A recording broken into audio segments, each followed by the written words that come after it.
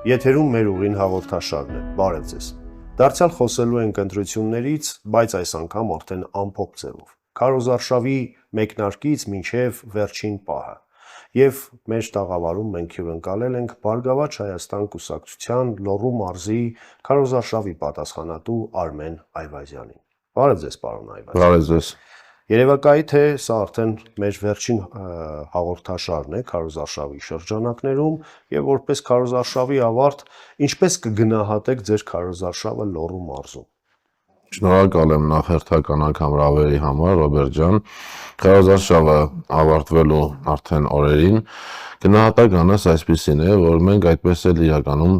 ականատես չեղանք քաղաքական բանավեճերի, քաղաքական խոսակցության եւ քաղաքական ձևավորված կուլտուրայի, որը այլ կուսակցությունները նույնպես դրսևորեն, եւ մենք կարողանանք ընտրողներին հնարավորություն տալ ընտրել, նայելով ծրագրերը եւ լսելով երրակողմ կամ երկկողմանի կարծիքները։ Բայց ի տարբերություն իրենց մենք ներկայացրեցինք ամբողջ քարոզարշավի ընթացքում Բարգավաճ Հայաստան կուսակցության ծրագրային դրույթները, առաջարկ Հայաստանի ծրագիրը եւ ասեմ ձեզ իրախություն մեզ, որ քաղաքացիների կողմից դա արժանացավ շատ ջերմ ընդունելության, որ քաղաքացիները իրական կյանքում մեզ շատ լուրջ էներգիա տվեցին եւ լուրջ վստահություն տվեցին, որ մենք այս ծրագիրը ճիշտ ենք մշակել եւ մենք պատրաստվում ենք այս քարոզարշավը ավարտելու, ընտրությունների արդյունքները ամփոփելուց հետո արդեն լծվել այդ ծրագրի իրականացմանը, որովհետև քարոզարշավը դա մի ժամանակաշրջան է, որի ժամանակ մենք ոչ միայն պետք է խոստումներ տանք ու մոռանանք, որը մենք երբեք չենք արել, բայց ի տարբերություն մեր քաղաքական հակառակորդների, մենք դա շատերի մոտ միշտ ենք տեսել միայն խոստումներ, այս քարոզարշավն է նույնպես։ Ես այս քարոզարշավը կբնութագրեմ որպես իշխանության կողմից չեղած ջերմության եւ չեղած սիրո արտահայտում, որովհետև ես երբ շփվում եմ քաղաքացիների, ես այդպես առանձնահատուկ սեր իշխանության նկատմամբ ճիշտ ասած չեմ զգացել, նաև դա մի հստակ իրավիճակ եւ ամբողջ քարոզարշավի ընթացքում բոլոր օրերի Բարգավաճ Հայաստան կուսակցությունը թիրախում էր թե տեղական իշխանությունների, թե հանրապետական իշխանությունների, թե ամենաբարձր մակարդակով եւ նման պայմաններում քարոզարշավ իրականացնելը մեզ ավելի է ոգևորում եւ մենք նորմալ իրականացրել ենք եւ շատ լուրջ ակնկալիքով սպասում ենք նաեւ հունիսի 7-ի արդյունքներին։ Իսկ կարողացաք կոտրել այն կարծրատիպը, որ ընտրություններ չգնալով քաղաքական ամեն ինչ որոշված է, դուք կարողացաք հասցնել քաղաքացուն, որ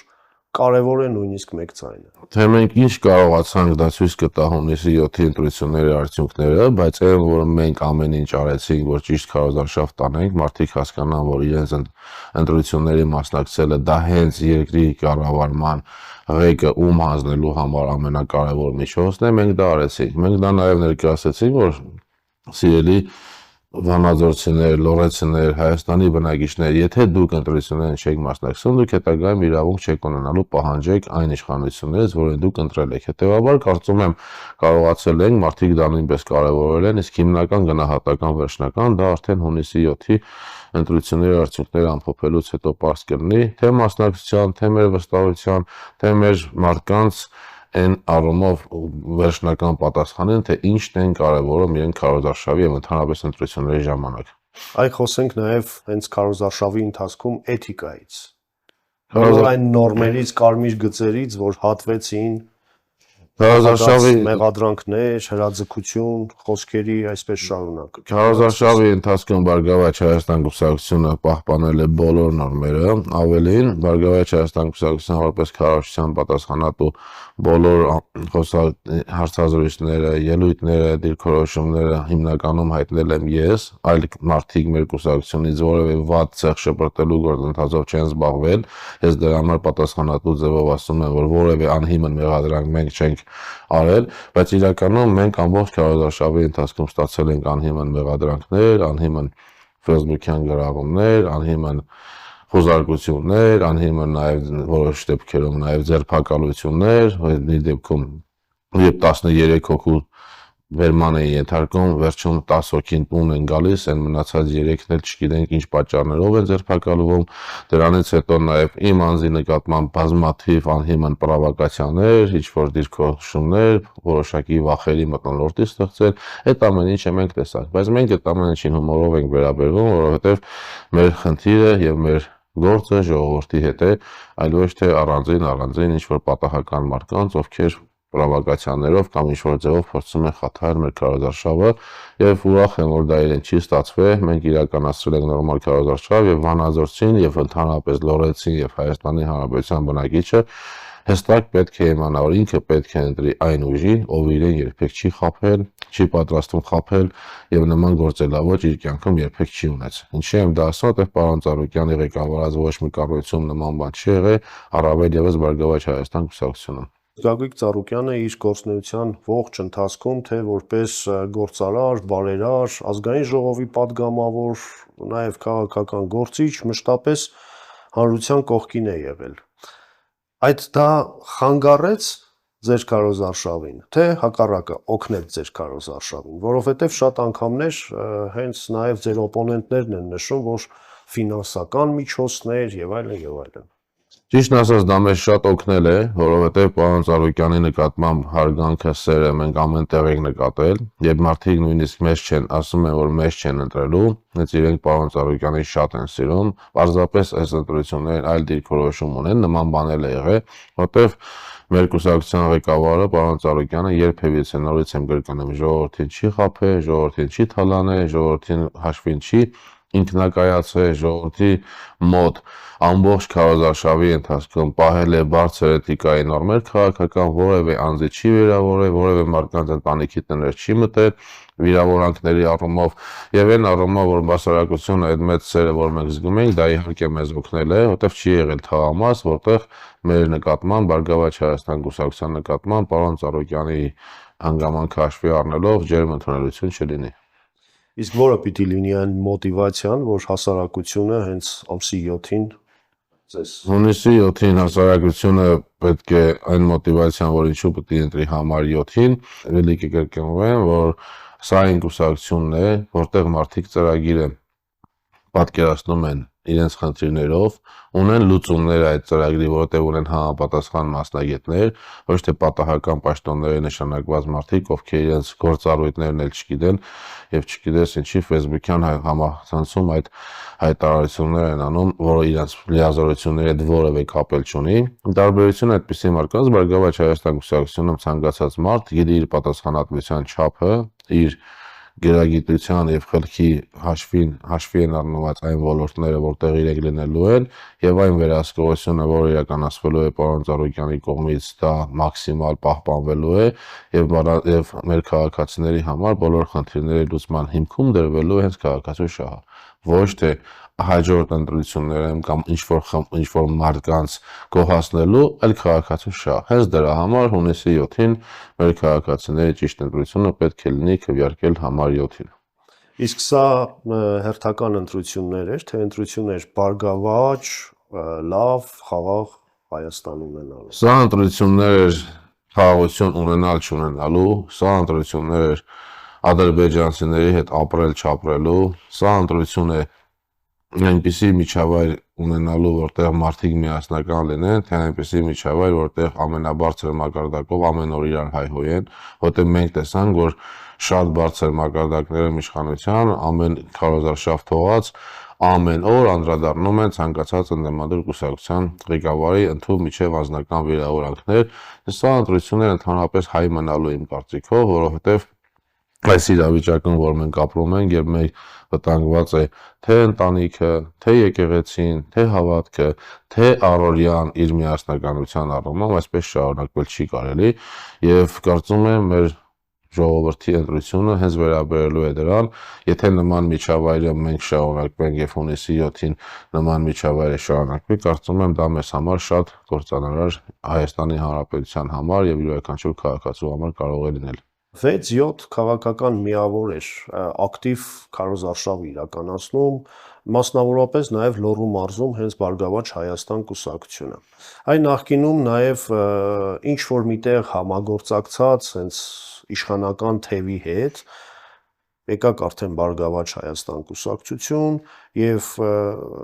կարելի է այսպես ձևակերպել իմանալով այն բացերը դուք կարողացաք ճիշտ իրականացնել ձեր քարոզարշավը, թե ինչ որ քաղաքական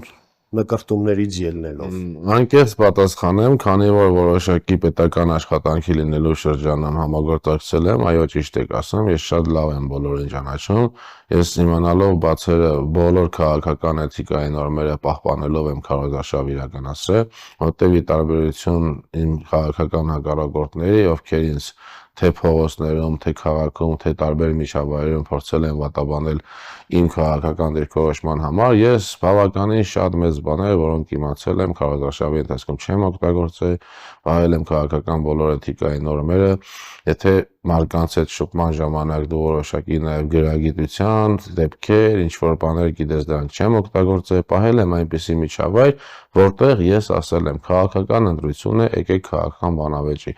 Եթե մենք ուզում ենք մարդիկ ընտրեն, թող ընտրության իրավունքը ունենան։ Իսկ եթե այն մարդիկ, ովքեր ես քաղաքում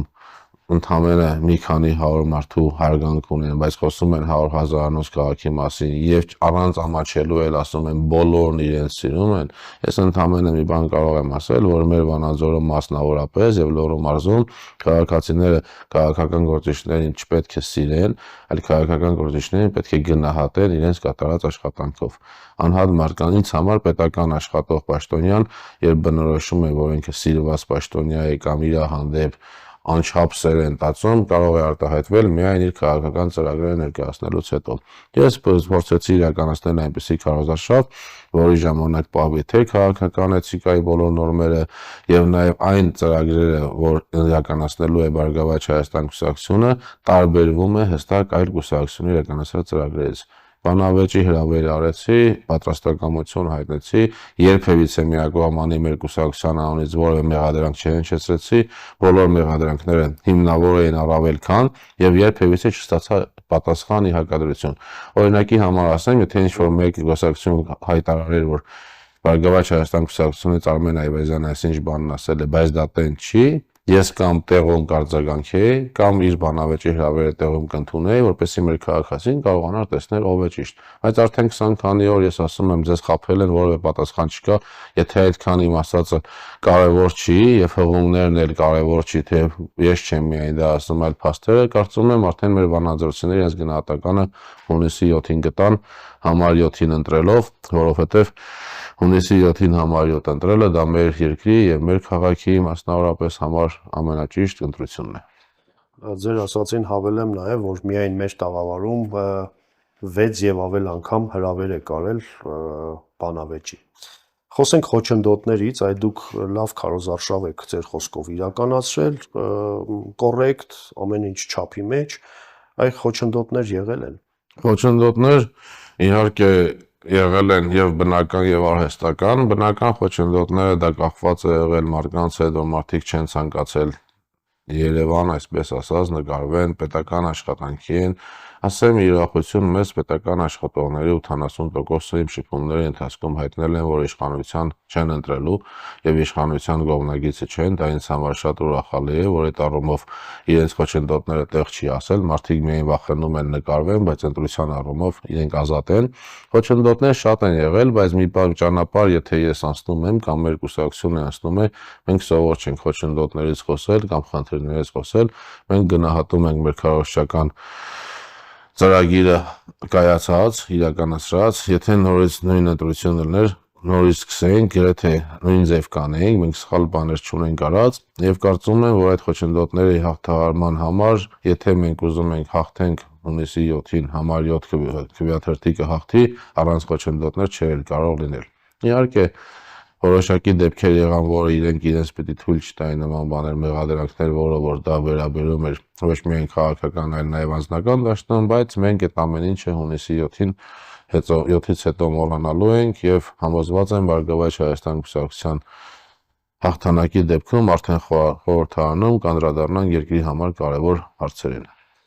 Պարոն Այվազյան, ձեր ծրագրային դրույթները բազմազան էին, գյուղատնտեսությունից մինչև անվտանգային խնդիրներ, դուք կարողացաք հասցնել այդ բոլոր կետերը, որ ներկայացված էր ձեր ծրագրերում, կամ հերթական շարքային ծրագրային դրույթներն էր, թե դրանք իրապես իրագործելի ծրագրեր էին։ Մենք կարողացանք այն մարդկանց, ում հետաքրքիր էր միանշանակ հասցնել, որովհետև մենք բոլոր հնարավոր միջոցներով, թե համացանցով, թե հեռուստատեսությամբ, թե ձեր ընկերությունների միջոցով, ես մոտավորապես 8-ից 10 միայն եթերի ես եմ ունեցել, յուրաքանչյուր օր ներկայացվել է մեր ծրագիրը բոլոր հնարավոր միջոցներով, տեղեկատվական, եւ մենք քաղաքացիների համար բաց ենք եղել, այսինքն ում հետաքրքիր է որ ծանոթանալ Բարգավաճ Հայաստան ծրագրին, մենք դրա հնարավորությունը տվել ենք եւ իրենք հաստատ հետաքրքրվել են եւ իմացել են։ Իսկ ովքեր ծրագրով չեն քվեարկում են առանց ծրագրեր ուսումնասիրելու, զորով չես կարող մարդկանց ծրագրեր ներկայացնել եւ կարծում եմ ում հետաքրքիր է եւ ով այդպես է քվեարկում, մենք հասցրեցինք մեր բոլոր ծրագրերը ներկայացնենք իրենց եւ համոզված ենք, որ հենց դրա հաշվին, ճիշտ իրականացած քարոզարշավի հաշվին, մեր ընտրողները բավականին շատ են լինելու, որտեւ ես բացի մեծամտություն թող չնչի, բայց բացի քարոզարշավ իրականացնելը, ես նաեւ ուզում եմ ցույց տամ, թե ինչպիսին պետք է լինի քարոզարշավը։ Բայց քարոզարշավ առանց բանավեճերի ես չէի պատկերացնում։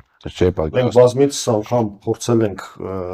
կազմակերպել այդ բանավեճերը, բայց քարոզարշավ միակողմանի ընդ որում, եթե մեղադրանքներ քաղաքական չի լինում, բանավեճի կարիք չի լինում, բայց երբ որ 20 օր, 24 օր մի կողմից անընդհատ ձեզ մեղադրում են մի բանի մեջ եւ որևէ մեկ այդ կուսակցությունից չի գալիս եւ չի ասում, որ դա այդպես չէ, ինչպես ես մեզ մեղադրում, ես կարծում եմ դա ոչ թե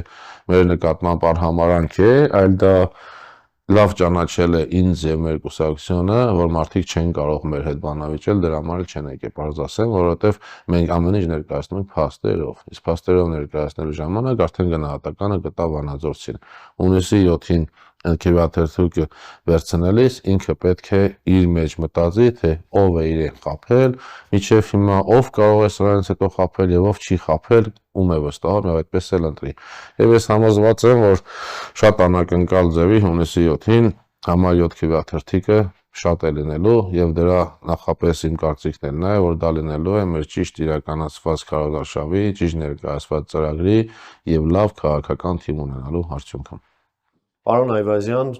այ 2012 թվականին էլ եք Բարգավաճ Հայաստան կուսակցության հետ մասնակցել ազգային ժողովի ընտրություններին, ունեցել եք հաջողություն։ Բարգավաճ Հայաստանը դա նույն Բարգավաճ Հայաստանն է, թե ռեբրենդինգի է ենթարկվել, ամփոփենք նաև որպես կուսակցություն, որպես քաղաքական միավոր։ Բարգավաճ Հայաստան կուսակցությունը զարգացող քաղաքական ուժ է, անընդհատ փոփոխությունների ենթարկվող, որովհետև ինքը կյանքն է այդպիսին եւ քաղաքական գործընթացներն էլ են այդպիսին, վերահսկողության եւ անկեղծության եւ չխաբելու առումով նույնն է, որտեղ սկսած դեռ 2012 թվականից Բարգավաճ Հայաստան կուսակցությունը երբեք քաղաքացիներին չի խաբել, բայց զարգացման առումով իհարկե Բարգավաճ Հայաստանում էլ արդեն բարոշակի փոփոխություններ եղել կադրերի մասով, որտեղ անցել է 15 տարի մոտ եւ մեր կադրերի մասով, ծրագրերը մասով մենք արդեն Բարգավաճ Հայաստան կուսակցությունը Հայաստանի զարգացման այլ խնդիրներ ենք տեսնում, որտեղ 2012 թվականին մենք չէինք մտածում երկիրը կորցնելու եւ ադրբեջանցիների հետ ապրելու մասին, բայց հիմա արդեն այդպիսի խնդիրներ մենք ունենք։ Հիմա մեզ համար ամենակարևոր խնդիրը անվտանգության հարցն էր, որը որ մենք ամբողջ քարոզարշավի ընթացքում ասել ենք, որ մեզ պետք չէ անվտանգություն Ադրբեջանի հովանավորությամբ կամ երաշխավորությամբ, մեզ պետք է երաշխավորված անվտանգություն եւ երաշխավորված խաղաղություն, որը իր մեջ պարունակում է, որ դա պետք է երաշխավորված լինի ոչ թե հարձակվող Ադրբեջանի կողմից կամ Ադրբեջանի